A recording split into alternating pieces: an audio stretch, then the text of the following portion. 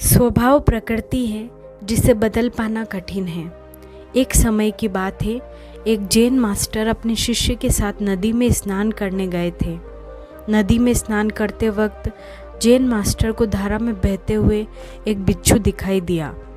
बिच्छू को पानी से बचाने के लिए जैन मास्टर ने अपने हाथ को उसकी तरफ आगे बढ़ाया, परंतु बिच्छू ने जैन मास्टर के हाथ पर अपने तेज डंक का प्रहार किया।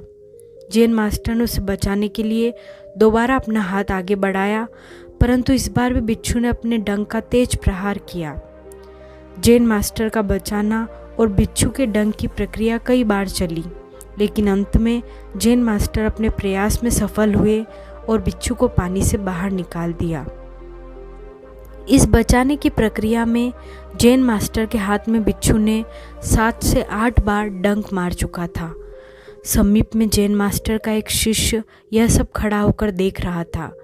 शिष्य से रहा नहीं गया, उसने साधु से पूछ लिया कि महात्मा, जब बिच्छू आपको डंक मार रहा था तो आपने उसे पानी से बाहर क्यों निकाला? शिष्य के सवाल को सुनकर जैन मास्टर मुस्कुराए और बोले कि डंक मारने का स्वभाव बिच्छू का है।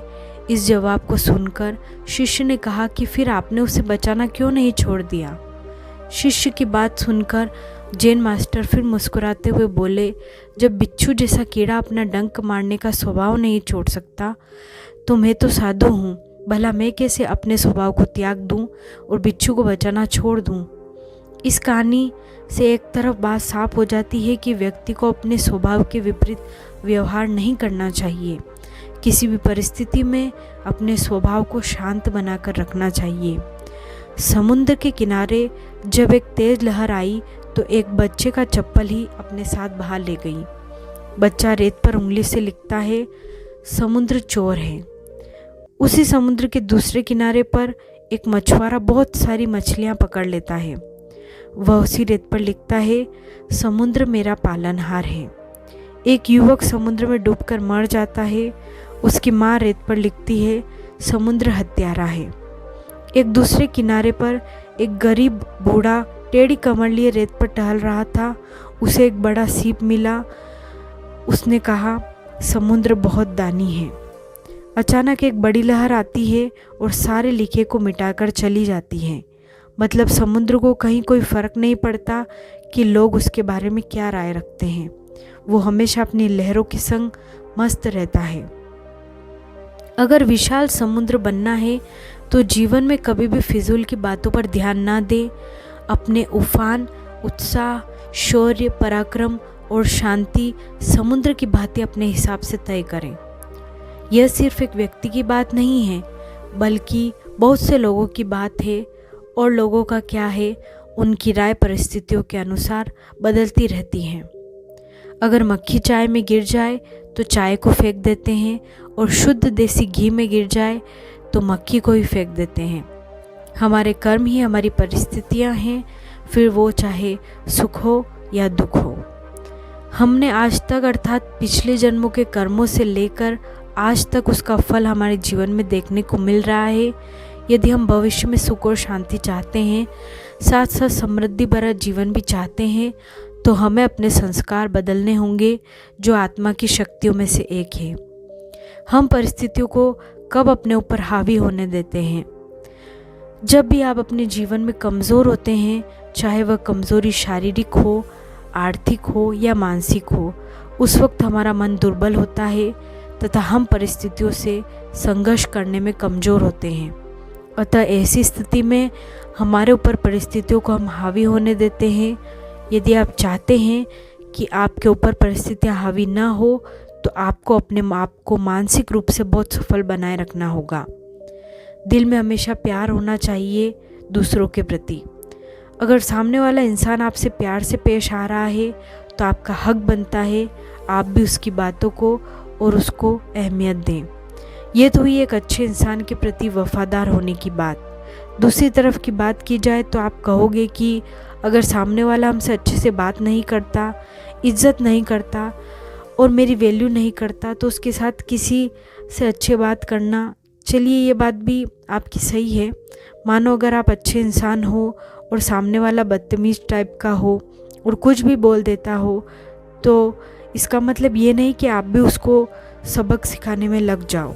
इससे अच्छा हम यही सलाह देंगे कि आप शांत दिमाग से काम लो और उसके पीछे पड़ने या उससे बदला लेने की बजाय धीरे धीरे करके उससे दूरियां बनाना शुरू कर दो।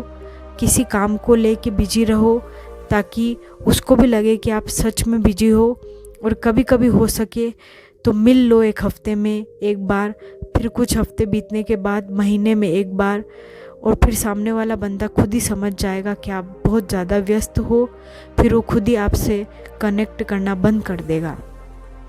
फिर आपको ऐसे लोगों से तकलीफ़ नहीं होगी। हाँ, अपनी परिस्थितियों से इंसान बहुत कुछ अनुभव लेता है। अच्छी परिस्थितियों में तो इंसान अपने स्वभाव अनुसार बर्ताव करता है, पर जब परिस्थितियाँ कठिन होती है तो कुछ कठोर फैसले लेने पड़ते हैं। दूसरे शब्दों में यह कह सकते हैं कि कठिन परिस्थितियाँ इंसान को कठोर बना देती है। आपने ये तो सुना ही होगा कि परिस्थितियाँ स्वभाव बदल देती है। इंसान तो कल भी वही था, आज भी वही है। किसी भी व्यक्ति का मूल स्वभाव उसकी 20 वर्ष तक की आयु तक पूर्ण बन जाता है और इसी के अनुरूप वह जीवन भर व्यवहार करता है। इसके बाद समय समय पर परिस्थिति अनुसार छोटे मोटे बदलाव आते रहते हैं, लेकिन साथ रहते हुए हम उन बदलावों को कम देख पाते हैं। उदाहरण के लिए आपने अपने परिवार में ही देखा या सुना होगा कि किसी बड़े बुजुर्गों के लिए कि अपनी जवानी में उनको बहुत क्रोध था, लेकिन अभी आप उनके अंदर वो गुस्सा नहीं देख पा रहे हैं। अगर मैं अपनी ही बात करूं तो मैं खुद भी बहुत कोशिश में हूं कि अपने स्वभाव को थोड़ा सरल बनाऊं। जो बुराइयां हैं उनकी शक्ति कम हो, अच्छे गुणों का विकास हो। मेरा स्वभाव था कि ज़रा सी बात पर आंसू आ जाए, अपने आसपास के हर इंसान को जज करना, उम्मीदें रखना, क्रोध आना। आज ये बुराइयाँ ख़त्म तो नहीं हुई पर कम ज़रूर हुई है। अगर निष्कर्ष तक पहुँचे तो परिस्थिति अपने स्वाभाविक स्वभाव को तो शायद ही कभी बदल सके, चाहे वो स्वभाव आपका किसी व्यक्ति के लिए हो या वस्तु के लिए। हम कितने भी चेंज होने की कोशिश करें, हम में थोड़ा बहुत बदलाव आ सकता है, पर हमारा मूल स्वभाव है वो कहीं ना कहीं हमारे अंदर से ख़त्म नहीं हो सकता। होप ये वीडियो आपको अच्छी लगी होगी। अगर आप चैनल पर नए आए हैं तो चैनल को सब्सक्राइब ज़रूर करें ताकि मैं जो भी वीडियो लाऊं वो आपको मिल सके। Thank you.